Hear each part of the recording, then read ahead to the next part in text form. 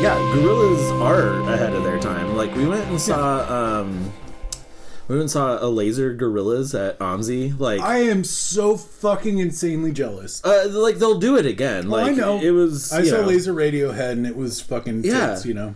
God, and it was awesome. And this was even before some of the newer Gorillaz. We did this like 4 or 5 years ago. I don't even remember, but I remember just sitting there, like, and they're playing fucking this shit over the, you know, super loud with the fucking lasers and shit. But I'm like, man, these songs sound, and they're playing stuff off of the first record, which, by the way, if you didn't know this, that album came out in 2000. God, I'm so old. The year 2000. I know, right? Year 2000. Yeah. But it's like, that album came out in the year 2000. They're playing these tracks from self-titled Gorillaz, and you're just like, this shit sounds like it came out fucking yesterday. Dude, like, Cool Shoe Shine? Yeah, absolutely. Like, I mean, like, holy fuck that. That's a year 2030 pop song, you know what I'm saying? Like, it really is, man. And like, God, they're just so fucking good and continue to be so very good at what they do. But like, boy, was the world not ready for that album. And not like, even. Yeah, and just the fact that it can hold up to, you know, to today's standards. Yeah. Be like, this sounds as good as any fucking pop shit that's coming out right now. Absolutely. God, those guys just had so much fucking talent. Like a Come Home, like, ugh. Oh, man, yeah, the Dub good. Remix album. Dude, Yeah, that was like, really good. Oh, man. Yeah, I mean, they continue to be good. The newest album, Song Machine, is great. Like, it's kind of back to the old style. They got guests on every song, or on every track. See, I gotta get on that, because that was ultimately like what really did it for me back in the day. It was like just the collaboration stuff. Yeah, you know? and that's what made like the first 2 records so good. And then it's sort of like The Fall was like fine. It was the one he did on his iPad or whatever, and like it was fine. And then like Plastic Beach was okay, and there were some good collabs on there, and there were some good songs, but there was some real filler on that album. But yeah, it didn't really stand out to me. And like Humans was straight up awful. Like, I hated it. There's like 2 tracks I think that were good, but don't think I listened to that one. I'm sorry. Yeah, and maybe I'll have to revisit it, because since then, because I sort of started like writing the Gorillaz off. I was like, fucking Plastic Beach was meh, and like Humans I really didn't like at all. But then they put out the record like 2 years ago called the Now Now, and Ricky like absolutely loves that album. It was kind of a slow grow for me, but I've come around to like really, really like that album. And then this newest one's great. Like, they got fucking Robert Smith from The Cure. They got Beck. What? Yeah, Beck's got a track on there that just absolutely slaps. It's like it harkens back to like classic Beck, where he's doing like Beck hop shit, like nonsensical lyrical shit, and it's really fun. I'm here for that, dude. Yeah, he's got some rappers on there that I've never heard of, but they're very excellent. Like, yeah, good Gorillaz rap songs and stuff. Like, oh, all right. Yeah, it's good. Check that out. It's really good. So yeah, shout out to Gorillaz. But yeah, they are ahead of their time. Damon Albarn's just a genius. Well, it's like they you know, I don't want to get like too like wrapped up in marketing shit, but like their branding was just always so fucking tight. You know, like they had this fucking ARG website and like fucking tons of like cool fucking art and poetry and like, well, and you know, comic book kind of shit. And you know all the art and all of that side of things, all the artwork and all the like comic book elements is Jamie Hewlett, which is the creator of Tank Girl. I can't believe I didn't know that. Yeah, totally. Because I fucking love Tank Girl so goddamn much. Totally, right? Yeah, and of course I love this shit. Well, and now you think about it, that art style lines right up. I Duh. mean, yeah, it's right obvious there. now. Yeah. So yeah, clearly. But yeah, those guys are great. Holy shit!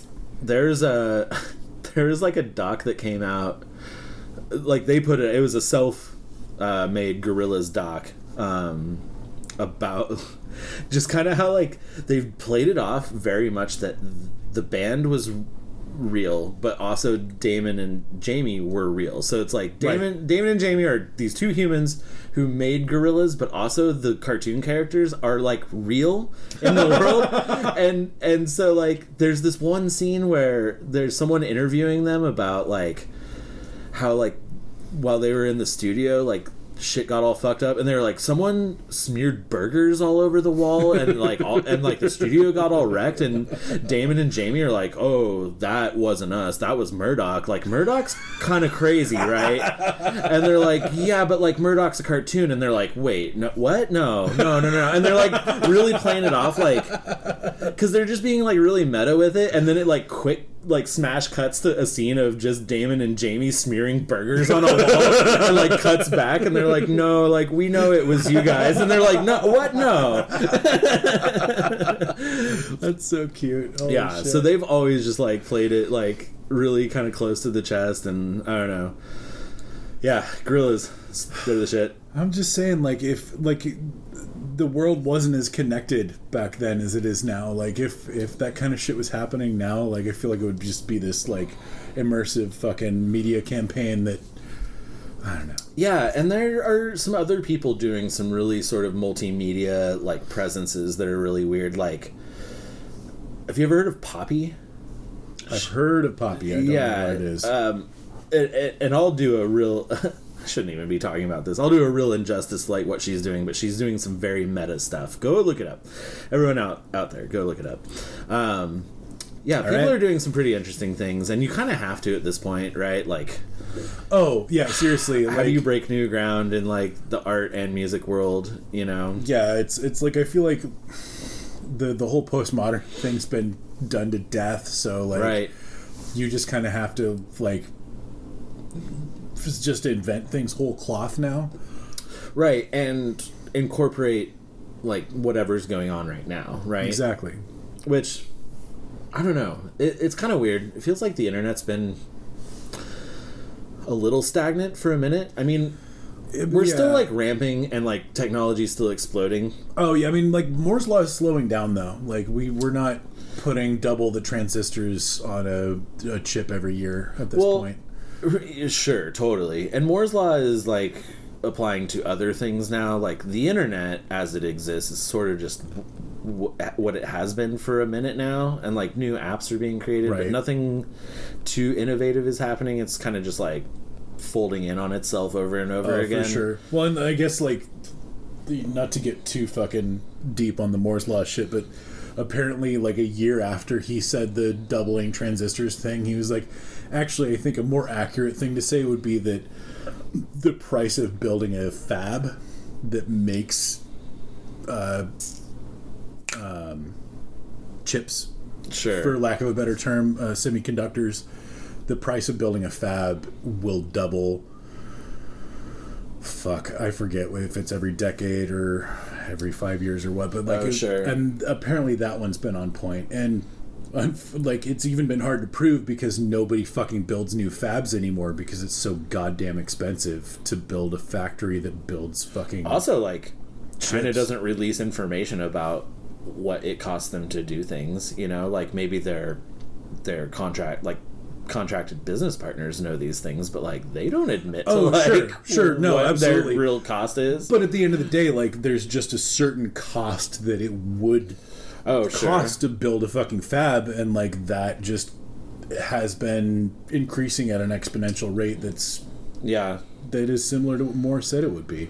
Yeah, totally. Yeah, they're building a new fab in Arizona right now, which is crazy. Like, how are you going to manufacture inside the United States, right? But well, you take all that empty land that no one wants to live on except insane people. Sure, so. But I mean, it's the people who are going to work there that's the hard part. But I mean, Intel does it. Like we've got a fab here in the States that Intel runs. You know, like I don't know if I want to say it's here in Oregon, but I could be completely wrong. Wait, now for the listener, because I definitely know what a fab is. But like, pretend you don't. Like, what does fab stand for?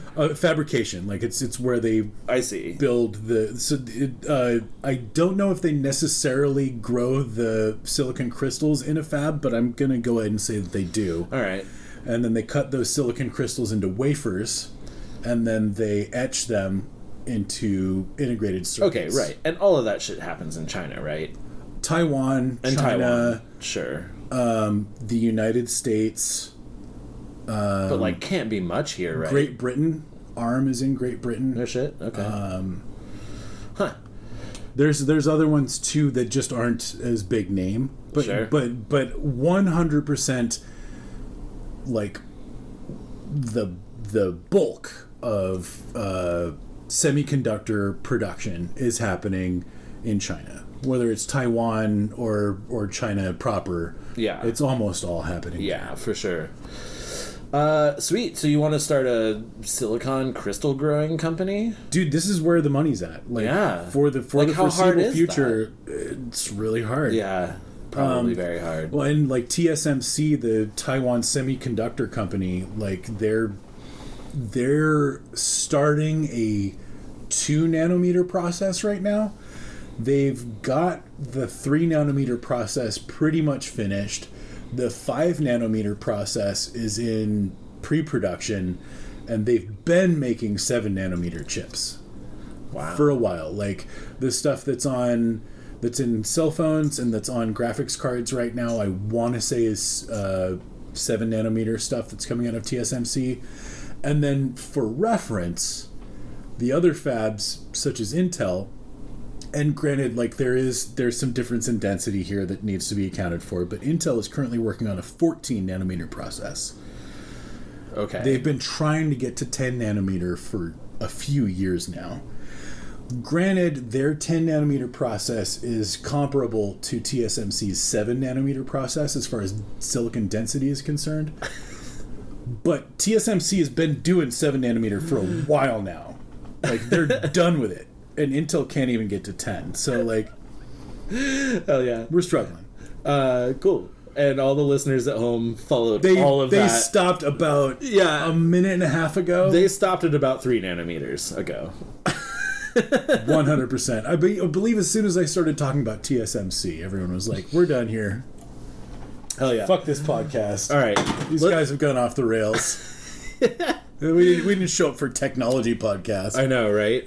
Holy shit. No, what you did show up for is whatever we're going to talk about now. Which is not that. No, let's hey everyone, welcome to Coming Down. My name is Nathan. I'm here with Matthew. Hey everybody. Hell yeah, we're back live and in person. Not live, recorded in person. I mean, live recorded, pre-recorded in person. Hell yeah. Extraneously through your speakers on your stereo. That's how it goes. Yeah, so we decided to get together and do another one of these because, well, it's just so much fun. Well, and it's only been a week. Like, holy shit. I know. We're going to get like 2 out in a row. And then like for reasons we won't get into, there will probably be another like break almost here. Certainly at least a month. Yeah, probably another month. So anyway, I hope you guys enjoy this one. We will. Yeah, there's nothing to catch up on because again, nothing happens ever anymore. Wait, like a ton of shit didn't happen to you in the last week? No, because buddy, I've got a fucking laundry list for you. I did. Okay, I do have a story. I knew it. I do have a short one from this week. So I did either hit a car or a car hit me, and I'm not sure. And this is what happened. So I was getting onto the so yeah, most people won't know this, but the Portland people will. So I was getting onto the on-ramp to go east on Ross Island Bridge, and the way it works, it's kind of this curvy little on-ramp that you go down, and there's a stop sign, and you got to look behind you to see if anyone's coming in your lane. Usually this shit is so backed up, you just zipper in, one goes in, a car goes past, you go in, a car goes past. That's usually how it goes. The other day, it wasn't, and because traffic is still actually like not terrible in Portland because so many people are working from home. It's really nice. It's still pretty legit. Yeah, I haven't been totally just stuck in a commute like for a long time. So I'm coming home. I come down this ramp.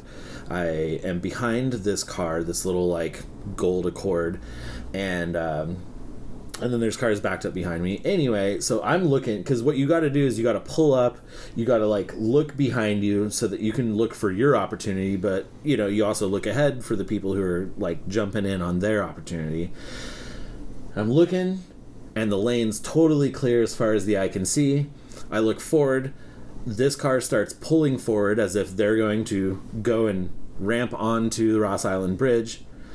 So they start pulling forward, and I let go of my brake, and I start pulling forward, and then I turn my head and I start looking back to check the lane, but apparently for some unknown reason the car ahead of me like stopped. No. And so I hit him, like, not very hard, but it rattled me, like, yeah, all of a sudden, like, my car jolts, you know, because I, like, fucking just hit him. I wasn't even... Fucking goddamn it. I wasn't even accelerating. Like, I took my foot off the brake. You were going less than 4 miles an hour. Oh, yeah, totally. Yeah. So, like, no damage done, and I already knew it wouldn't be any damage done. Like, I knew what happened, right? Like, I was just like, oh, shit. Like, I got jolted, and then, like, I hit the brakes, and I looked forward, and this car's in front of me. They didn't take their opportunity, or, like, they didn't go, even though they were rolling forward as if they were going to go.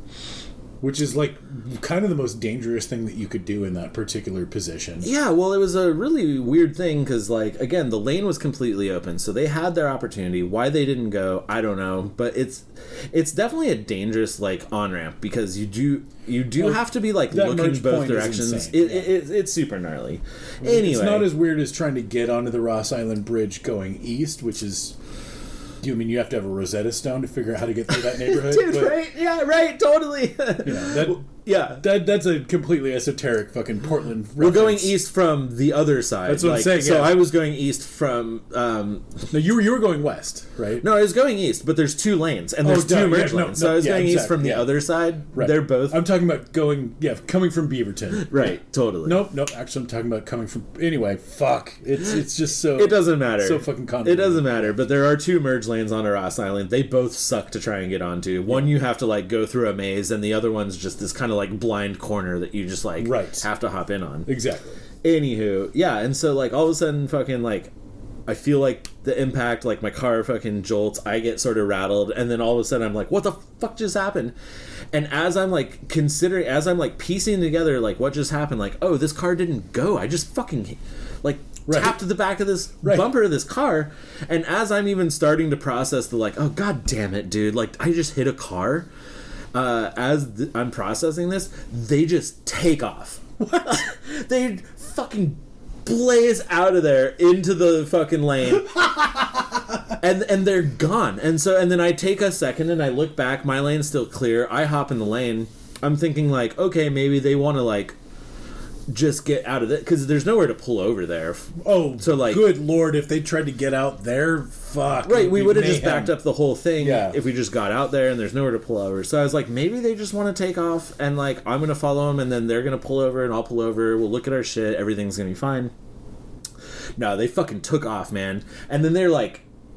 And I'm behind them, and then they're, like, going 50 down Ross Island, and then they get into the right lane, and then they take the whole gate exit, and they're out, dude. They're gone. Yep. And I was like, holy shit, man. And then I start, like, thinking about it. I'm like, did I hit them, or did the person behind me hit me? Oh, shit. Because all I felt was, like, a jolt in the car, because I'm looking, like, down, like, through the back window. Right. It's not necessarily obvious, even if you had been looking through the front window, just because of how the angle of the Prius's hood fucking finishes. Yeah, like, and, like, yeah, it wasn't completely clear that I hit the car in front of me, and I'm like, did the back car, like, bump me or something? And, like, maybe I just my timing off? I don't think that's what happened. I think I hit the car in front of me, and they did not want to stop for any fucking reason at all. So, I had a weird flash of insight as you were describing this, and, like, I'm pretty sure that was a shame getaway. That's what I'm saying, but the crazy thing is it's my fault. It's always the person behind. It's always their fault. But they knew that it was their fault, that it was your fault. Fuck yeah, they did. Because, like, they... acted like they were going. They had the clear to go, and then all of a sudden I'm just, like, hitting the back of their bumper. Yeah, they fucked up the rhythm, man. They did fuck up the rhythm. Dude, totally. Yeah. Clearly not a drummer or a bass player. or a pianist. But yeah, it was just like, oh man, and it just totally rattled me, man. Because I just, like, didn't know what happened. But also, yeah, like, it was really funny. Like, I get home and I'm like, well... And I'm telling Ricky, I'm like, well, I think I hit a car, or, like, maybe a car hit me, but I think I hit a car, and I didn't have to stop, and nothing happened. But, like, I go out and look, and, like, everything's fine. Like, there's not even a dent in my license or whatever. So it's like, it's fine. Yeah. And I wouldn't have been worried about it. If they had pulled over and wanted to talk about it, I would have just been like, yeah, it's fine, let's go. But the fact that they took off, I was like, this is crazy, dude. They were gone. They did not want to stop for any reason. And maybe they were just busy or trying to get somewhere, or maybe they had like a body in the trunk, or like no, but I'm a kilo saying, in the tire or something. Like this could be completely wrong, but like the light of inspiration has hit me, and I'm saying they got embarrassed.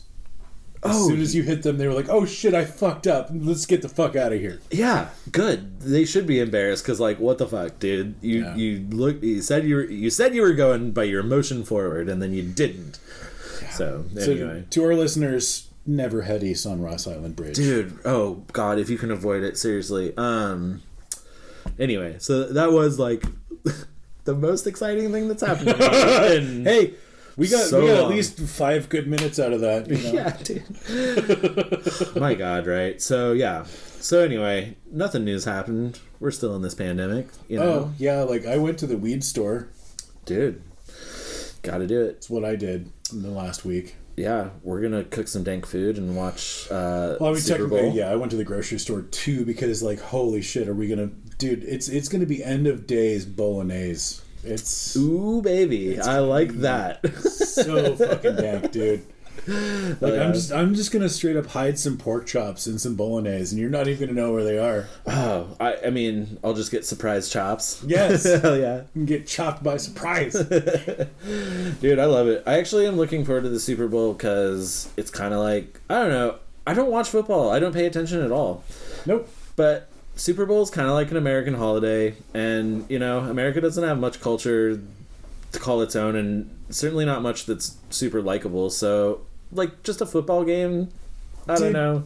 You know, it's fucked up. Like, I feel like I might be culturally autistic in some ways because, like, someone had to tell me, and this is in the last decade, like. I had some very close friends invite me to a Super Bowl party, and I just didn't respond, and I didn't show up. And I was talking to somebody, it might have even been you guys. I'm pretty sure it was fucking you guys. Oh my god, that's hilarious. Oh no. I'm pretty sure I was talking to you and Ricky, and I'm just like, yeah, you know, like some really good friends of mine invited me to the Super Bowl party, and I'm just like, the fuck, you guys know I don't give a shit about football, like, just like I'm gonna fucking show up for that. And I think it was Ricky who was like, buddy, people just throw Super Bowl parties. Like, yeah, it's not about football. No, it's an American cultural activity. Like, yeah, it's just what people do in this country. And I'm like, Jesus Christ, I am such a fucking nerd. Like, oh my god, I'm like fucking in my 30s. And I just figured out that Super Bowl parties are just an excuse to party in the daytime on a Sunday. Right. Yeah, it's an excuse to make food. Kind of. It's also, you know, it's a little bit of a tribute to American excess with all the like commercials and ads and stuff, but it's yeah, I mean, it's also like fine if that's what American holidays are. Like, I'll sort of embrace it for a day, like, even though I know it's just like a capitalist fucking bullshit, but like, I don't know, dude, it's all right. Well, the really sick thing is, like, as far as like my own understanding of this phenomenon, is that my dad used to take me to fucking Ducks football games back in the day. Like, it was especially rad back when he was just getting alumni tickets and we were still sitting in the fucking student section. And I was 12 years old, and there's all these fucking people like smoking weed openly around me. The rowdy college kid section. Yeah, dude. Like, you know, college chicks taking their shirts off and stuff. Ooh, yeah. Like, this is fucking sick. You know, like, let's do this more. So, you know, like, I had a really great experience with college football early on, and I learned the rules. Like, I technically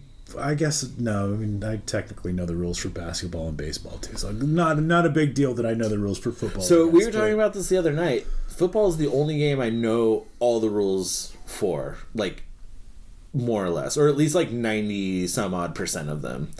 I don't know shit for other games. I guess maybe baseball. Soccer and hockey are an illusion to me, but like, I know baseball, basketball, and football, despite the fact that I don't give a shit about any of them. Yeah. And I've pretty much never watched baseball as like a thing to do apart from like live baseball as like a shitty fucking home farm team kind of game, you know, where like really we were just there to make out with fucking girls under the bleachers, dude. You know. But I also played fucking Little League and like actually know the rules from that, and I played basketball in junior high school, which is one of the most embarrassing fucking sequences of my entire life. So actually, I feel like we had a plan for this podcast, but now I kind of want to talk to you about, because we've never talked about sports. Dude, is this our sports podcast? I think maybe we're just going to talk about sports for a minute. Welcome to Coming Down. This is your host, Matthew and Nathan. Yeah. We're going to talk about some shit that we don't fucking ever talk about. No, not at all. But this is Sportscast. But something that's always, that I've certainly like dabbled in, and it's, you can't live in America, you can't really live anywhere and not have sports be like around you, right? Buddy, like, this is something that we need to dig down on. Like, like some of the worst feelings of shame I've ever had in my life stem from athletics. Yeah, okay, so let's start at the beginning here a little bit. How athletic were you as a child? Like, take me through a couple phases. Like, what did you play? How athletic were you, and were you any fucking good at all? Were you a last pick kid on the dodgeball teams? Oh yeah. Or were you like in the middle? You were a last pick kid? Not like final pick ever. But like last third to last quarter, almost guaranteed. I was usually a final pick, or maybe last couple, like last 10th. Well, we had some real gimpy dudes. like there were some people who probably should have been special ed. Oh no! Yeah. So it like you had to really. No, I don't want to say anything. Like, I'm just, like, I feel like I've said enough. We had a few folks who probably should have been special ed. That's fair. And I guess, like, maybe we did too. And that's probably why I have empathy for a lot of people, because, like, I was usually in their team and in their, like, bracket. Well, and just felt lucky that I wasn't being picked at dead last. You know? Yeah, that too. So... what teams did you like? What sports did you play? So, first organized sporting effort that I ever really did was Little League. Okay. And I was too old for t-ball. Like, I was going to say, so no t-ball. You were straight up like throwing in-air pitches. Yeah. Or like hitting in-air pitches. As my first shit ever. But like we didn't have a kid pitching ever. It was always the coach pitching. Oh, interesting. So you always got a good pitch. Okay, because he was like our coach was actually like farm team baseball, like, and they weren't trying to fuck with you. They would always just drop one down the center, right? For you, right? Yeah, and I mean, like, you know, he was farm team, so like there wasn't always perfect pitches. But he's not trying to. No, he's not trying to juke you. He's not trying to get you to swing on a ball or whatever. He was genuinely trying to hit the strike zone perfectly every time. Nice, and almost always did. Like our coach was a real good dude. He had the sickest fucking blonde mullet I've ever seen.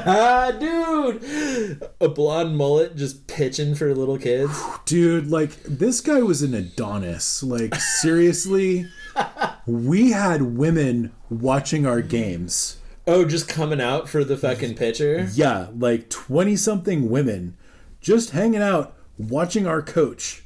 Nice. Because he was hot as fuck. Nice. I'm not saying it was a lot of them, and they almost all, without a doubt, all knew him. Sure. But dude just had some women hanging out, you know? All right. Already great tone set for our team. You That's know, awesome. Like, How old were you? How old's Little League? So we moved to Bend when I was 6. Or no, we moved to Bend when I was 5, but then I turned 6. And then the next summer is when I started doing Little League. Okay, so 7. Yeah. No, I turned 6 in the winter, and then I see. In the summer is when I was doing Little summer. League. So 6 years old. 6 years old, I was doing Little League. Nice. Yeah. And I actually met a lot of the friends that I had later through Kenwood School. Okay. Through the Little League. I mean, like, I already knew some of them, but... and Little League was like it wasn't a school team. It was like a Parks and Rec. Parks and Rec. Yep, 100%. It was a neighborhood thing. There you like, go. you could only join based on where you lived in the neighborhood. Right, and then you had so you had like your neighborhood teams. Right, and so Harmon Park was right next to Kenwood School, like almost catty corner. Okay. Like you could throw a rock from Harmon Park and hit Kenwood School's fucking playground. And I lived on State Street, which was a block away from Drake Park, and Drake Park was across the river from Harmon Park. There was a footbridge that connected them. And like, God damn it, seriously, if you're ever in Bend, go to Drake Park and cross the footbridge to Harmon Park. It's fucking lovely. Just a real nice time. It is like that footbridge is fucking sweet. Hell yeah. I actually have recurring dreams about that footbridge. Ooh, lovely. Okay. Take note. Yeah. So like, were you any good? Like, did you hit the ball?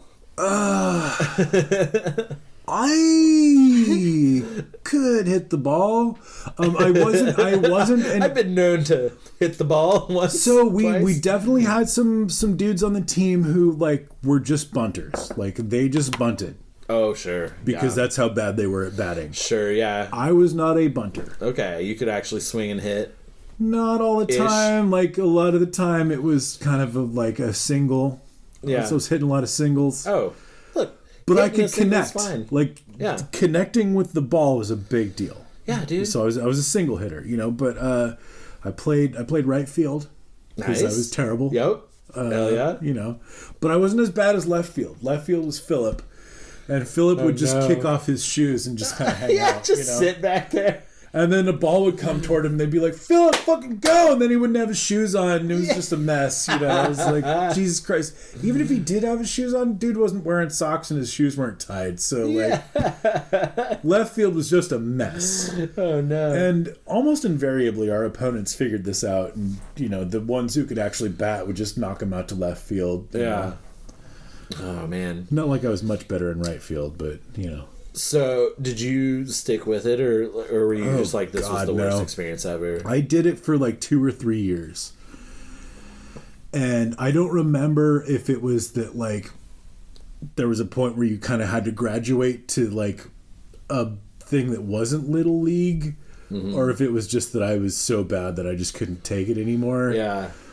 There was also some issues with attendance. I don't remember if it was, that my folks were just too busy or what, but I remember there was one year where like my picture was taken separately from the rest of the team because I just couldn't make it to picture day for whatever reason. It wasn't on me. Like I didn't have a fucking car. It just happened. Like I just didn't make it to fucking picture day. And I'm not even trying to throw shade on my parents. Like maybe the coach told me when it was, and like I just didn't tell my mom. But you'd think that like there would be some kind of an interaction with the parents to let them know when things were. You would think so that I would be there for fucking picture day. But like I still have the shitty little fucking cardboard frame with the team picture and then my picture. Oh, just sitting like and right I'm just out there? not in the team picture. It's just so bad. Oh, dude, that's rough. Yeah. I wonder if my mom still has any of my team picture from my Little League football team that I was on. Dude, you were in fucking football? Yeah, so Little League football sounds so I wasn't scary. I clearly was not athletic as a kid. I mean I like to run around and stuff. Like I just wasn't like good at anything, I was kind of short. I couldn't shoot hoops really at all. Hand-eye coordination was fine. Like I could play catch, I could throw like fine, but not great.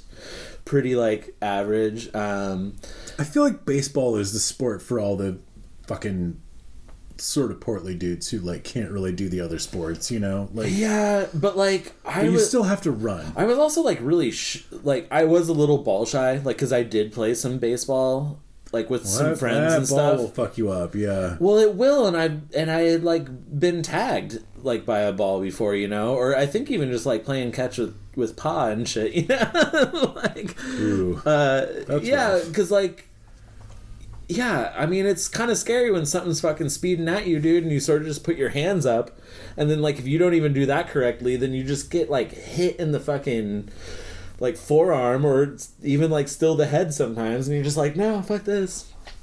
Dude, tell me about it. I do remember getting like clocked with a basketball. Like it was like after school. This was in like junior high. But wait, no, like tell me more about this fucking. No, actually, this was in elementary school, and I do remember getting just fucking nailed with a basketball, and it was a total accident, or now that I think about it, maybe. But someone, I think, was just trying to take a half-court shot and just, like, lobbed a basketball, as far as they could, and I just happened to be walking in the wrong place, wrong time, but got hit with, like, a long-shot basketball, and it fucking rattled me, man. Well, no shit, like, man. Yeah, and so I was pretty, like, ball-shy. I also knew I was terrible, right? Like, I couldn't do any of the shit in elementary school. Like, I couldn't climb a rope. But talk to me about this fucking Little League football. Okay, right. I'm intensely curious about this, because this doesn't happen anymore. So you're right, probably not. No, it literally, like, tell me about the last time you ever heard of fucking Little League football. They don't put children in pads and fucking bash them against each other anymore. Like, they barely want to do it with adults anymore due to all the fucking concussions, so true. Man, I really wonder when they ended fucking like Parks and Rec football. Yeah, I mean, like, I didn't mean to cut you off about all your other sports failures, but like, dude. Oh, bro. And like, we could go on and on and on about all my sports failures, dude. Like, Mom, if you're listening to this, send me a picture of the box of participation ribbons from my field days. You know, like, because I have many. I think I got like a 7th place or an 8th place one year, because like after 8th place it's just participation ribbons, but like they can't send you home with nothing, so like you get all these participation ribbons. But I think I did get like 7th or 8th place in something, in like one event. One year. Why would you measure past 3rd? Like, fuck me.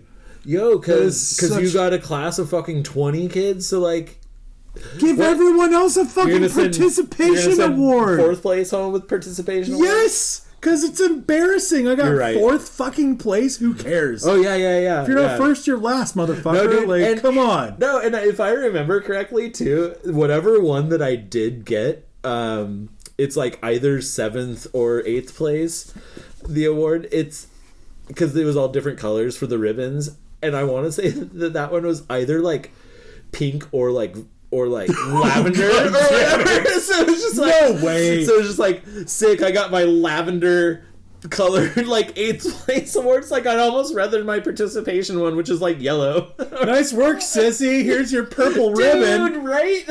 Jesus Christ. Not purple even, like lavender, like pastel colored. Because they had already used up all the good colors for the top places, right. Oh, here's your lilac ribbon. Yeah, dude, totally. You fucking savage. Jesus. Okay, so like just a small preface to this. So I did really like football. Like my mom and dad always liked football, and so I did like enjoy the spectacle. I didn't really like watch the games. I'd watch like plays and stuff. I also did collect football cards, but it was really just because I like collecting things, and so like, you know, my mom could probably like tell you like the day that I got my first pack of collectible cards, which would have been football cards, and that was probably like the beginning of the end. Well, I'm trying to think of like who was even playing football when you were collecting football cards. Yo, so I'll tell you. So Bo Jackson. Exactly. Yeah, I was like, it had to be Bo Jackson. Yeah, Bo Jackson was huge. Joe Montana was like my man. Yeah, okay. Just because he was like a badass fucking quarterback. It's fine. You know, he was the Tom Brady of his day. He was. Also, this was like the heyday of the Broncos too. Like they had fucking Elway was playing. Oh, obviously. Right, you're from Colorado, so you actually give a shit. No, I get it. Yeah, totally. Yeah, Broncos were fucking killing it during that era. Yeah, there was a bunch of great players. Warren Moon was awesome. Like, anyway. So I mean, I'm not trying to fucking shit on Joe Montana. Like, he's all right. Yo, like, he probably sucks. I have no idea. No, I mean, like, good on you. Jerry Rice? Joe Montana was nothing without Jerry Rice, I'll tell you what. Anyway. Fair enough. So I did collect football cards, and I enjoyed that. But again, I was just a collector nerd. Like, it wasn't the football cards. I was just like, these are people and their stats that I can read. Well, and for me, it was like fucking Walter the Fridge Perry, you know, like. Oh, dude, Perry? Yeah, totally. You know, like the Bears were the fucking team when I was a kid, you know. Oh yeah, the Bears. Speaking of which, no, I'm gonna fuck this up. Keep going. Okay. It's My Pillow guy. My Pillow guy is straight up Ditka. Oh, he is. He's like one of the Bears guys. Yeah, like, that's so funny. The way he talks and everything. That's so funny. Anyway, So I liked football, and like when you're, I don't know, man, like kids probably have it differently now, but like kids in the 80s, man, it was like you didn't have a ton of paths. Like if you, like nerds weren't cool, right? Like you didn't want to be a nerd, and you didn't want to be like a sciencey person unless your parents really encouraged that and like it was really cool. Like you pretty much wanted to be a jock, you pretty much wanted to play sports, and you wanted to kind of just be like awesome. Yeah, and you either supported Chicago teams or New York teams. Yeah. Maybe LA if you're a fucking weirdo, but you know. Yeah, I mean, us like west of the Rocky, or like Rockies and west of. I'm just saying the Bulls, the Bears, and the Yankees were like fucking everything back then, you know? Dude, and I didn't even really know. I just liked what I liked, which is the hilarious thing too. Well, yeah, I only gave a shit about the Ducks, which is like, I mean, who cares, you know? I just for some reason like glommed onto the Chiefs. Like when I was a kid, I was like, I like the Chiefs. All right, they're Super cool. Chief. Look, and they're in the Super Bowl this year, so like maybe. Oh shit, they are the Super Chieftains. God damn it.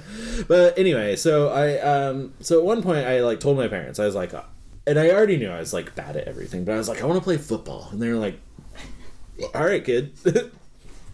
I love you so much. I don't even know. Yeah. That's so perfect though.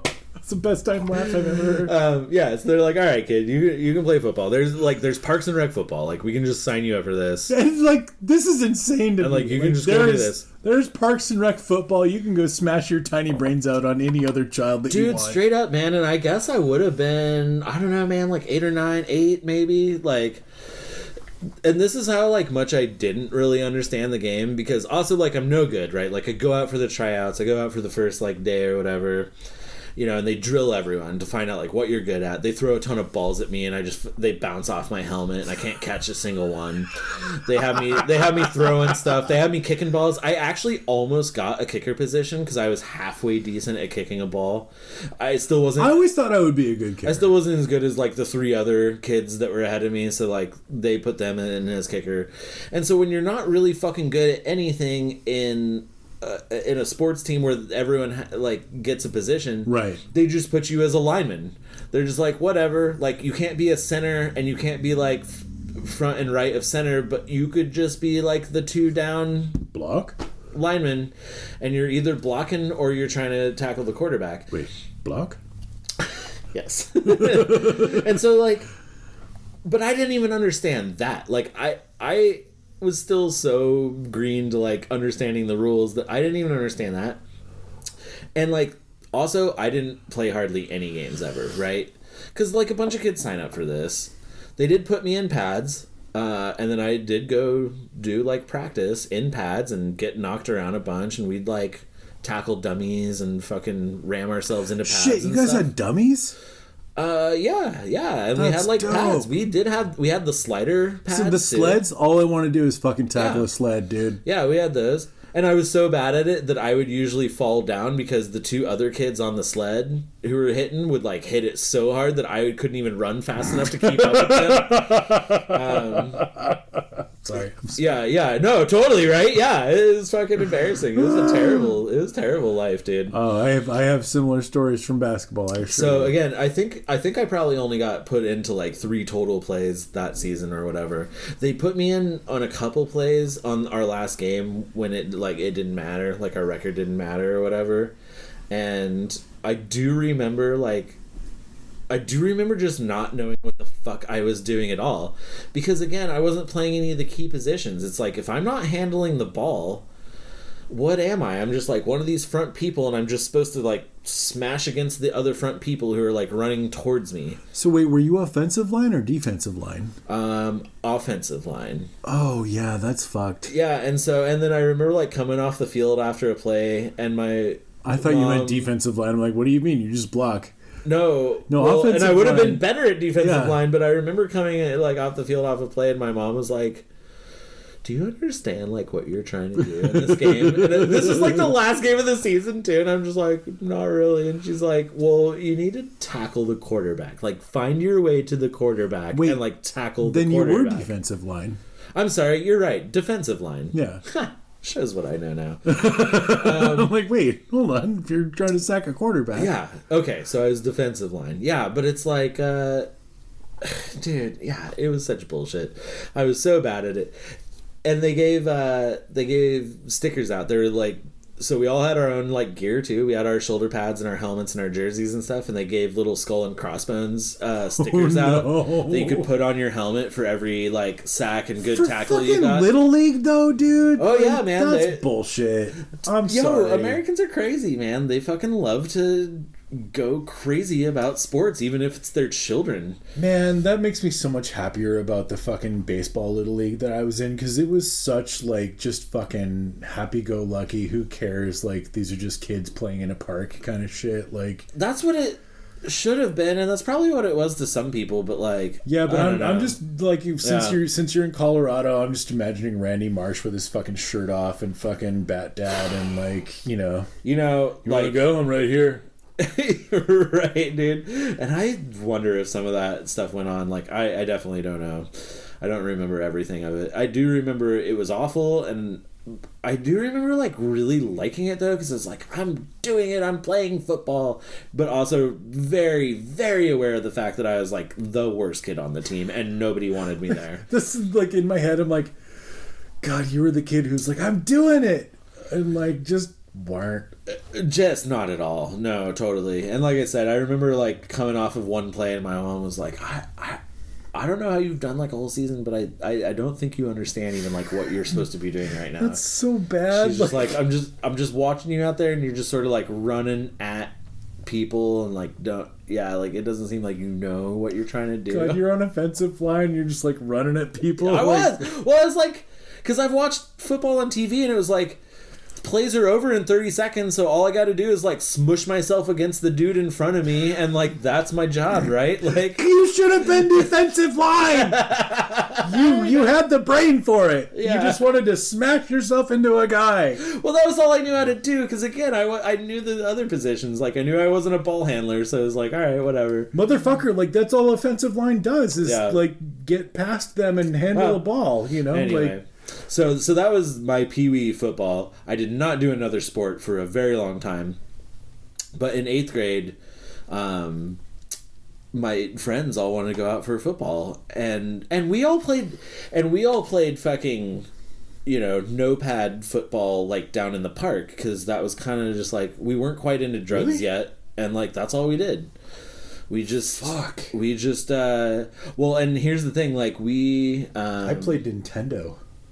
Well, we did that too. Doom. But like going to the park and playing football was how we were able to get out of the house and away from our parents. Because, when you're 12. Yeah, fair When you're 12 enough. is like, that's the time when your parents give you the freedom to leave the house and you desperately want to get away from them. Like, you just do not want to spend time around your parents. Well, but we were just playing D&D in like whatever friend's house didn't suck, So none of us had houses that didn't suck, right? Like, none of us had houses where like the parents were gonna set us up with like a game table and snacks and whatever. Oh no, I mean we were just in somebody's fucking bedroom, but like his mom was gone for the day, or his and we didn't even really have that, man. Like none of our parents were like super stoked about having kids over every day, and like so we're just like, fuck it, let's go to the park, let's play football. Fair, yeah. And like that's what we did. And we would, and it was like 3v3 football, and it wasn't even football. We eventually turned it into... I was going to say, what even is 3v3? Well, so eventually we turned it into like what we called rugby, which was also effectively... okay, look, I'm sorry, podcast world. I don't actually know what else to call it, but... Because you don't know what rugby is? No. Me neither. No, I'll tell you. I'm going to say a phrase right now of a game that kids played, and I'm sorry that we played it, but we called it Smear the Queer. Oh. And all that game is you tackle whoever has the football, right? So we basically played that, but with goals. Now, I was aware of a game that had that name when I was a kid. I was never perfectly clear on what that game was. So, again, as far as I ever knew it, it was just tackle the person with the football. Okay. And that was the rules, right? Like you just tackle the person with the football, and then when they get tackled, you, I don't know, throw the football out there somewhere, someone gets it, and they run around until they get tackled. I mean, it's as good as and so fucking whatever as I can possibly imagine for. So what we did was we did like 3v3 teams, we would still break for plays. If someone got tackled, you'd break for a play, and someone would like take the football and either hand off or toss it, and then we would set goals. And so like you ran down the field to try and score goals at either end, but really the goal was tackle whoever had the football. And that's what we were trying to do. Just tackle the shit out of each other and get like rowdy. Yeah, I mean, it seems like what we would have come up with if we were trying to fake football. Yeah. Well, yeah, because like we didn't have enough players to do like whole ass plays and shit. So like this is what we did for, you know, a good chunk of like 6th and 7th grade, and we really enjoyed it. And it was very like, you poor bastards. It was very cathartic for us though. Like we liked it. We had buffers and we were LARPing. Like, oh no, we were just full speed ramming into each other, giving each other concussions, and fucking like no, we didn't have buffers. Josh just had some big fucking cushions that were covered in vinyl, and we were fucking swinging them at each other. Oh, man. Yeah, we didn't have props. We had a football. No, we just beat on each other with fucking cushions. I mean, that works too, yeah. Yeah, I mean, you know, we had big brawls out in the common area in Tillicum Village. It was awesome. That sounds great. Also Tillicum. Yeah, dude, Tillicum the pooter. So I joined football in 8th grade, so junior high football, and it was fucking awesome. It basically was a repeat experience of my Pee-wee football experience, except now I'm like a teenager going through puberty, and so everything's like even fucking worse than it ever could have been. So I was also like JV, right? Like if there was like a D string, your JVD, yeah, like the VD of again, JV. Basically, all I did was go to practice like every other day, get my ass kicked, and then I think I played like 4 total plays like on the field that whole season. Brutal. Because they just bring you in at the end on 4th quarter and be like, because they had to. Also, they wouldn't have ever put me in if they didn't have to, because they had to be inclusive to everyone. But yeah, right. I'd fucking be there and they'd be like, all right, you're in for this play. It's like the 3rd to last play of the game. They're like, you're in. Like, woo! Wow. And then go get my ass handed to me and be like, cool, you're out. Jesus Christ. Yeah, dude. Now, did you play football at all? No. You never strapped on any shoulder pads or a helmet? No, sir. I mean, there was definitely some like half-ass games of touch football amongst my cousins, and like yeah, that's it. Okay. That's about how much football I played. It's not for lack of enjoying the game. I mean, like I mentioned, like my dad took me to Ducks games, and I actually know all of the rules to football and kind of enjoy watching it under the right circumstances, but also don't give a shit.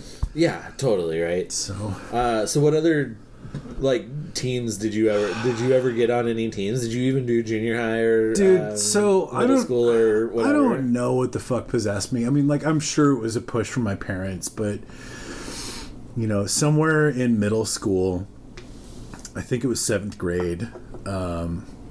Maybe it was my dad, maybe it was my mom, was like, you know, if you want to do any sports, like, you know, we support you, and like we want you to, like, that's what you want to do, you know. And it's like, all right. So I hit up my friends, and I'm just like, are sports good? Yeah, like, yeah, should we be doing this? Like, I honestly don't understand any of it. So yeah, like, should I even try? Like, my folks said that I could, and somehow, like, I asked around, like, I just kind of like crowdsourced this whole fucking thing. I was just like, is there a sport that I should play? If so, what is it? And I kind of got this general consensus that yes, basketball is a sport that is good, and you could possibly play it. Yeah. I don't remember any of the criteria or rationale, but apparently it was good enough to convince me that, like, yeah, I mean, I could give a basketball a shot. I mean, I've thrown a ball. Right. I've put one in a hoop. I don't know that I'd put a ball in a hoop. Honestly, I don't know that I'd ever shot a basket up until that point. No shit. Literally, yeah. Like, even in, like, elementary, they didn't make you, like, toss some basketballs around? Not ever once, Weird. No. Whoa. And so my dad taught me a layup, you know, like, yeah. Well, okay, like we're getting a little too far ahead of ourselves here. Like, okay. I agreed to join the basketball team. Whoa, okay. Like, I don't remember exactly how it went down, but, like, I kind of asked around. But you went and signed up for basketball. Everyone was like, basketball's cool, and so I was like, okay, Mom and Dad, you guys are like, why aren't you interested in sports? Clearly pushing me like, into a sport, if you maybe. wanted to do a sport, what it would be? I guess it's basketball. And they're like, well, and their reaction was kind of lukewarm. They're like, okay. And I'm like, what the fuck? Like, you said do a sport. And, like, they're, like, knowing what I'm like now and, like, theorizing what I was like then and, like, what it must have looked like to them, they're just kind of like, so this kid's just gonna run up and down the court the whole time? I'm just having a hard time seeing that, you know? Yeah. Like, they're like, we really thought you'd say baseball, but, like, because you did baseball before, and I didn't completely suck. Like, like if memory serves, like at the end of my baseball career, they let me play shortstop a couple of times. Sure. Because, like, they're like, well, you caught a ball in right field. Yeah. And it wasn't even like, we didn't expect you to catch it. Because you didn't flinch when the ball came towards you. Well, it was like I ran toward the ball. Yeah. And then I caught it before they even thought I would get there. You know, and I think it was like a first baseman That's all missed you it. need. That's all you need. need. A first baseman missed it, and I was like there to get it. Yeah. And they were like, buddy, you were paying attention. Like, you were in the game. What do you think about shortstop? I mean, you're never going to do anything, but you like, kept your eye on the ball. But what if somebody actually did get a third base hit? Like, you could maybe catch it. You're basically going to do nothing forever. But there wasn't also, like, I don't know about you guys, but there wasn't junior high baseball. We had the basketball and the football team, but we didn't have a junior high baseball team. I don't even think we had a high school baseball team, we almost certainly did. I don't remember. We had track. That's that. I don't specifically remember a junior high baseball team. I'm going to go ahead and admit that. Yeah, but I think a lot of junior highs don't, because that's a lot of real estate to take up. We had a junior high baseball field because we had our fucking end of the year shit out there. So we definitely had a junior high baseball team. Huh. But I decided that baseball was fucking bullshit. You're like, nah, basketball. And I'm like, no, that's right. No, actually, this deserves a little bit of context because my dad and I had watched the Blazers versus Bulls game, like the fucking finals. Oh, shit. Like on the edge of his fucking bed in his bedroom, both of us just like fucking pumped to the fucking gills. I mean, like, I didn't know shit about basketball, but I knew that it was a big deal. But it would have been like Jordan era, right? Like, of you would have been course, watching Jordan. It was Jordan versus Drexler, dude. It was like it was dude. I mean, it was. I don't remember like how the Bulls team was set up back then. I imagine Pippen was there, but like But Jordan was basically the one man show. Like, this was the one man Jordan show versus Clyde Drexler's Blazers, and like, for my money, we fucking deserved the fucking championship that year. Like, I don't remember any of what happened, but I remember my dad was pissed off. Oh no! And, like, he thought that some fucking bullshit went down because of some fucking ref calls, and that the Blazers actually probably deserved that championship.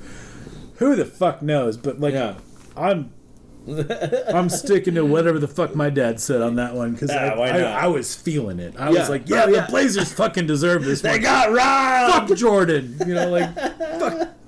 Home team all the way, you know, like, but whatever, like, who the fuck knows? But I mean, like, fuck doubles, right? Exactly. Goddamn fucking bullshit. Anyway, but I mean, so possibly that had something to do with my interest in basketball. Was just that sure I'd actually had some kind of an emotional reaction with it. Wait, no. And I guess that's all Oregon's ever had was fucking basketball teams. No, god damn it, that happened after. No, all of my basketball embarrassment happened before the fucking Jordan Blazers shit. All unfortunately, right, well, the timeline is fucked here, but that's okay. Timeline is always fucked, especially in early memory. But yeah, no, like, so the story goes that I fucking got the basketball position and like showed up for our first practice. I got the position. They hired me. They hired me as a basketball man, as a basketman, and or a ballman. I think they call them b-ballers. Not in my family. It was just mostly just. Not in my family. You know, I won't have a b-baller as my son. We tried. We attempted b-balling, but it was mostly just balling. Anyway, you're a hoops boy. It was just a baller. Anyway, so you know, like, I caved to my parents' whims of being a sportsman, and I either capitulated to my friends' like really long con of fucking trolling me into basketball, or just. Did any of them try out with you? Like, were you not on? a fucking single person? No. Okay, so no. yeah. I was all by myself. So you got juked into this.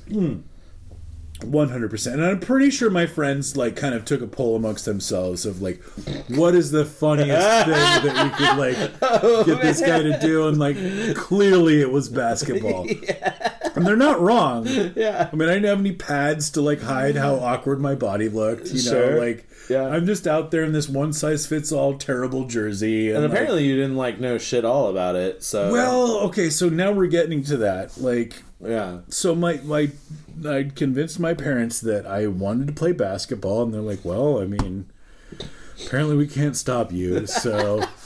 We also accidentally encouraged this, so fuck us. And so my dad's like, well, we're going to put a basketball hoop up on the garage, but I'm going to need you to just kind of be out here shooting baskets, like, all the time. Like... If you're not just out here just shooting hoops, like, I don't know what the fuck you're doing, basically. Because, buddy, I run a company with our family name, and I can't have you out there just bricking. It's not even that. It was just like, son, I feel bad for you, and that too, right? If you don't just absolutely commit yourself to this craft, if you don't drill this down, you're gonna have a really bad time. Yeah.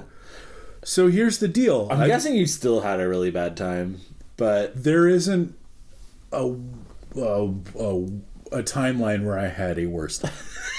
Yeah, dude. I think my junior high football experience, like, every single day that I spent paying attention to that football team was definitely like the worst days of my life. It was just kind of a crash course in like adolescence and body awkwardness and just kind of being mostly terrible at anything physical. Here's a fucking hilarious tidbit about the junior high football team too. On game day, all the players wore their jerseys to school, right? Like, they would wear them, like, to classes, right? And so, like, we all did too, but, like, everyone knows that you're D team. So, like, people are, like, even your own teammates are, like, snickering in the hallways and, like, fucking this guy wearing the jersey. He's not even gonna play a play tonight, dude. He's gonna fucking be on the sideline the whole time. He's not on the team and shit, dude. And you knew it, but like, what are you gonna do? Not wear the jersey? Because then, like, you'll get shit for that too. Well, oh god, yeah, it was a nightmare, utter fucking nightmare. Here's the extra layer to my embarrassment, which is that our fucking school had a basketball team. And I tried out for basketball. And I played basketball. But I was not on the basketball team. Oh. Because we had a JV team. Oh, a whole other team that played a separate game against the B team? Yeah, we were just the idiots who couldn't fucking figure out how to make it work. To even, like, be on an actual team. Well, okay, wait. So did people... So on game night, so, like, A team plays and then B team plays and no one sticks around? Or did no, B team played, like, before even B team just played, like, at other times? Yeah, well, I mean, like, my memory doesn't really serve here because, like, let's be honest, I don't think I was on that team for more than 3 games. Oh, no, really? Yeah, because I figured it out. You bailed the quick. fuck out? Well, here's the thing is, like, I was being bullied in practice on the JV team. Like, fools were clowning me in practice, like, on my team about whether I was going to make a basket. Yeah. And it's like, well, I mean, like, I literally, like, never was going to stand a chance ever in a game. No. If, like, the assholes who suck on my team, like, the people who were, like, so bad that they couldn't even make the real You're team. B team too, motherfucker. Well, yeah, but I didn't even have enough confidence to fucking be like, you know what, fuck you, you suck too. Like, but no, you're sitting there being like, I deserve to be on C team. Yeah. Dude, I feel it. I feel it. We actually skipped over what is probably the most emasculating part of this process, which is my father attaching a basketball hoop to the back of our garage. And, like, being so fucking bummed out that he had to do all this fucking work. Fuck, you know, yeah, like, I bet, dude, yeah. Up on a fucking ladder, just like... And, you know, he's not going to do a shit job of it because he's a fucking carpenter, right, you know? Right, like, right. he's going to make sure that thing is fucking... He's going to mount that shit in, get it all straight, regulation height. Motherfucker had a bubble level on it, dude. Yeah, dude. Out there on a ladder, just like, the fuck am I doing? This fucking kid, like, God damn it. At least I'm going to get to shoot some fucking hoops, I guess. He's like, I could put a fucking ceramic bowl on a chair out here and he's not going to fucking hit it, so... Right? And, like, I can't remember exactly the speech that he gave me about how high he fucking put it up. But it was definitely some bullshit about how my fucking junior high put the fucking basket too low, and so, like, you learn how to fucking shoot on this hoop. Kind of shit, that's you know? Classic. That's classic. Exactly. So you were training... So he went through all the effort only to train on, like, the wrong fucking equipment. 100%, yeah. Yeah, dude. This is some, like... You know... This is some, like, Clark Griswold fucking National Lampoon shit, right? Talk to me about it. Like, picture perfect. And so, like, he's out there, like, showing me how to put my hand behind the ball, you know, and, like, hold another hand up there to steady it, you know, classic fucking layup. And, like... Your dad's the dad from The Christmas Story, isn't he? Abso-fucking-lutely! Like, Vernon hates The Christmas Story. He will not fucking watch it. Because he had a leg lamp and, like, didn't get to keep it. No, he had penthouse letters.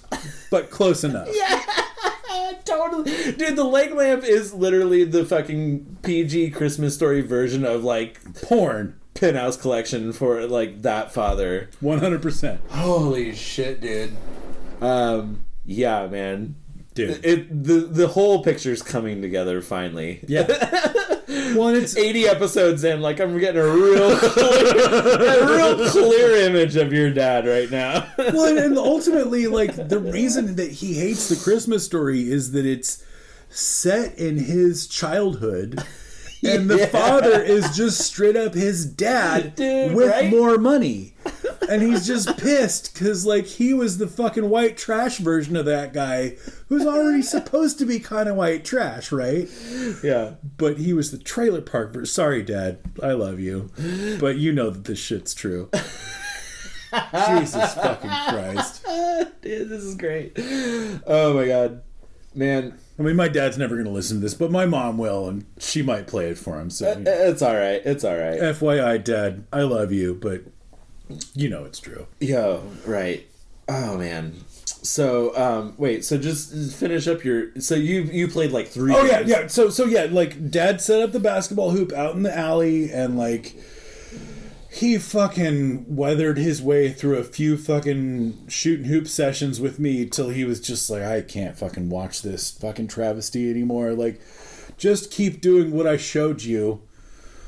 And I hope to God that you fucking get it in the hoop eventually. God, yeah. Because I'm not playing horse with you anymore. Like, I'll play pig, and it's going to take 5 minutes.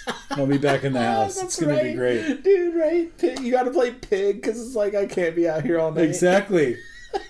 You're never going to get to horse. Motherfucker. Dude, I remember because we also had a hoop on the garage, and I actually like played a bit with my mom's wife at the time, and like we were okay. Like I don't know, I wasn't like terrible. I was short and skinny, so like I just never was gonna be cut out for it. But I could put one in, you know. I could fucking put one in. I wasn't all bricks.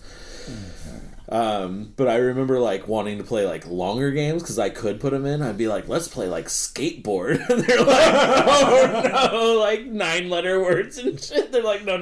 Why wouldn't you just start another game of horse? Let's play pig. Oh, yeah, okay. Pig. Exactly. Exactly, yeah. So 3 baskets and I'm out. No, and like, so, yeah, I mean, like, I actually did. I hung out in that alley until after dark sometimes. Just trying to throw that, like... I swear to God, the ball that we played with was smaller too, but my dad was just like, no, you're going to have a real fucking basketball and you're going to throw it at a hoop that's 13 feet off the ground like a real fucking man. I don't care that this alley is a gutter. Like, you're... like, it was... yes, man. It was 13 feet off the ground at the wall. Yeah. But it was probably 16 feet from where I was trying to shoot, you know? Dude, yeah, it's like, you can't dribble on this, but that's okay. Dribbling in the alley. Also, dribbling's everything. Like, fucking brick all your shots, but you still have to move around the court with a ball, and that's where I failed. Like, I couldn't fucking dribble and move enough to, like, be good. I mean, I could do it, but I wasn't, like, good, and, like... people just swat it right out of my hands every single time. I didn't have like I didn't have control. I couldn't like. Well, and see, here's the thing. Like, we're on the JV team, so like nobody's trying to steal. You know, like.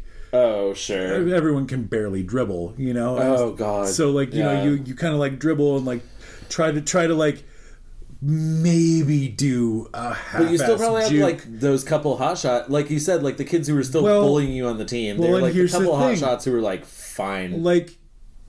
The other team would figure out that I was the kid that you could steal from. Oh, yeah. Because totally. I would, like, take my time with a shot and, like, dribble for a minute and, like, you know, get the feel for it. And just be like, okay, I'm good. All right. And, like, set up, you know. But, like, by that time, like, some cocky motherfucker's just like, what's this guy doing? Just swat this like, right out of their hand. Shit, I could just take this ball. Yeah, all right, cool. And then he's down the court, and I'm still like, what just happened? You know, like totally.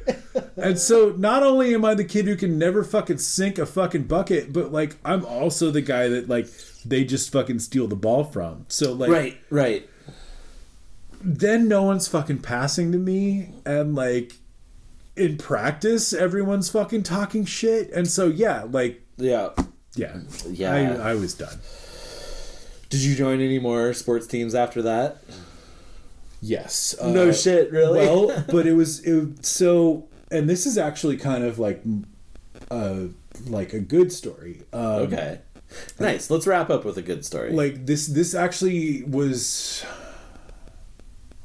Okay, yeah, this is late middle school. I didn't actually make it to high school with this one due to some physical shit, but I joined the fencing team, and it wasn't a school team. Yes. It wasn't a school team.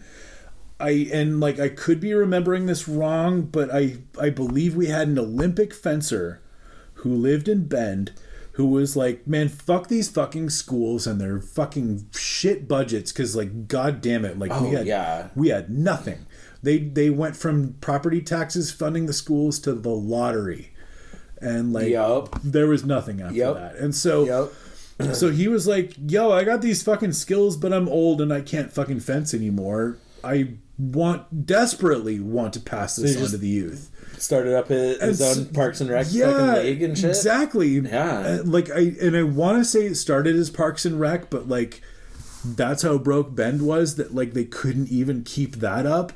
And so he was just like, yo, I'm going to barely charge you guys anything, but like I have to pay for this. I have to pay for the space. So like, just if your kids are into this at all, like if we can get enough, and like it wasn't that hard, honestly. Like there was enough nerds who wanted to play with swords that, you know. Yeah, you'll find enough people for a fencing dojo. Well, and what was really cool is we had some women too, like girls. I mean, it was for kids, but like, you know, like it wasn't just completely fucking dudes. Like I honestly don't remember what the ratio was, but there was at least 3 girls. And well, right, and because fencing now, I mean, yes, it's a physical sport, but it's not a strength. It's not like an aggressive strength sport. It's all about precision. Oh, it's like dancing, motherfucker! Way, if right? you're trying to use strength in fencing, you're going to lose. Right? Yeah, it's all about fucking delicate moves, precision moves,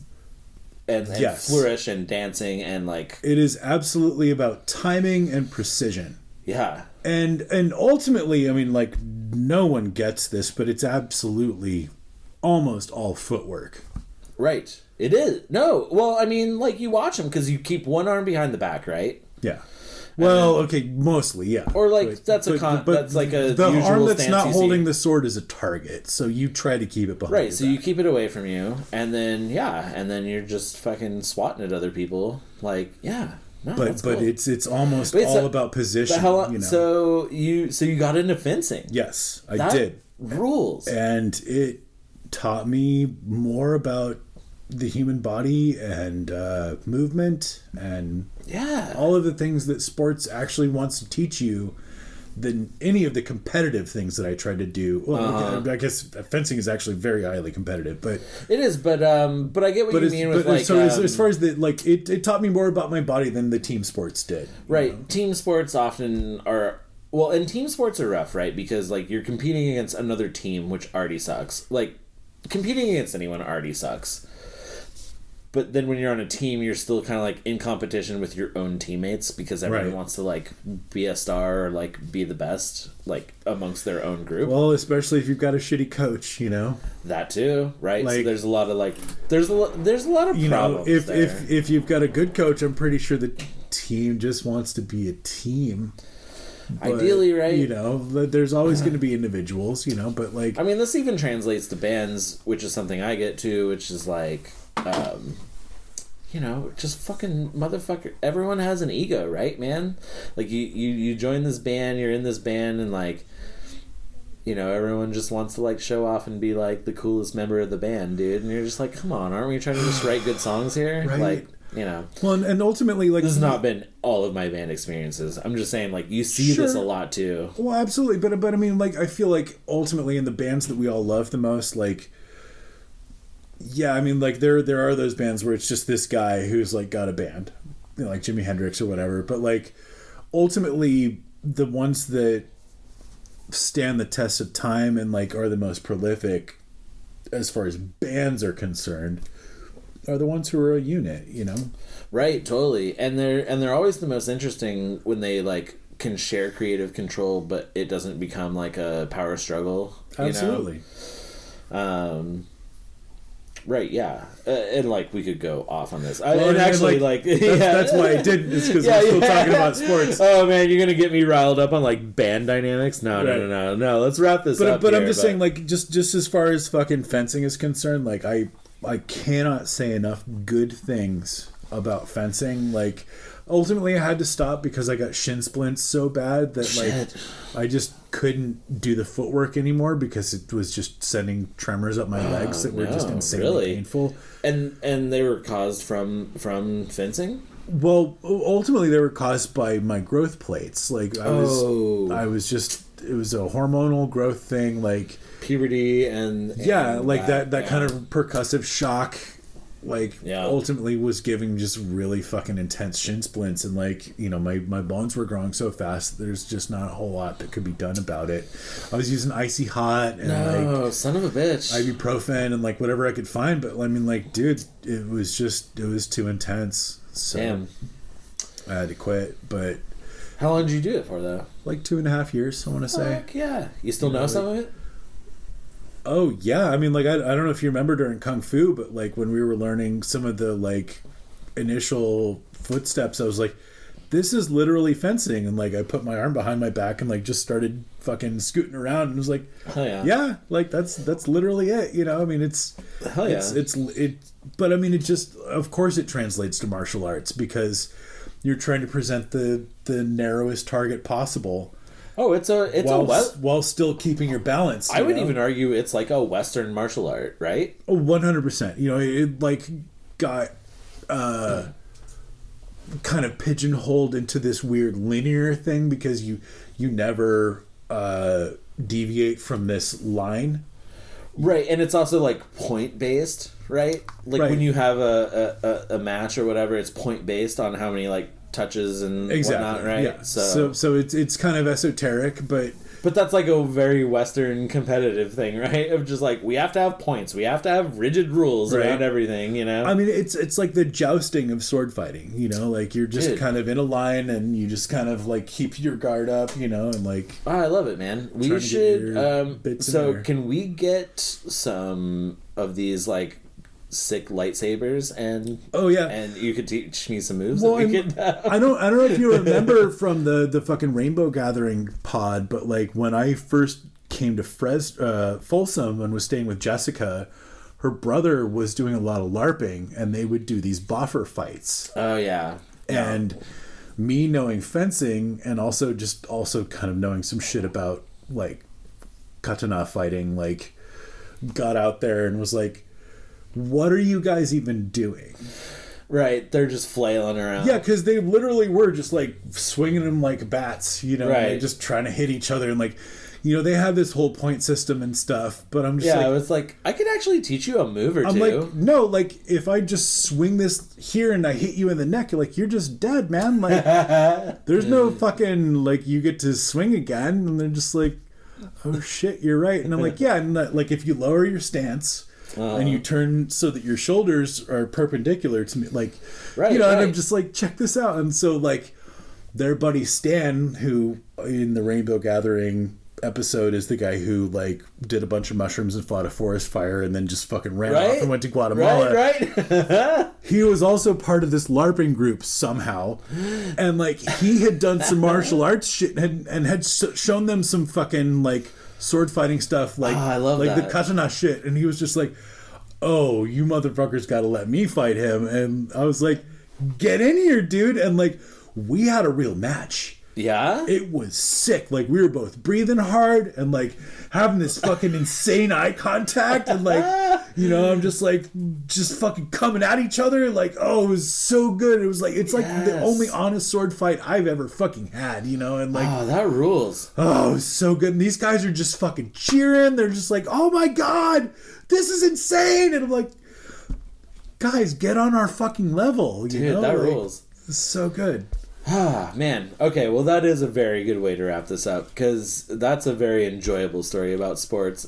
Dude, my fucking sports training actually ended up having a really silly but applicable real world application, you know? That's great. Man, and I just want a lightsaber battle. Fucking... Our boy Matt, our other boy Matt has a legit lightsaber. Our one of 5 Matts. Yeah, one of a million Matts. How Matt is it? But yeah, so like I think we should probably just get some lightsabers so we can go fucking swat in the park, dude. 1000%. Hell to the yeah. All right, man. We're gonna go hang out elsewhere. Yep. This evening. So yeah, hit us up if you're in Portland and you want to join a lightsaber league.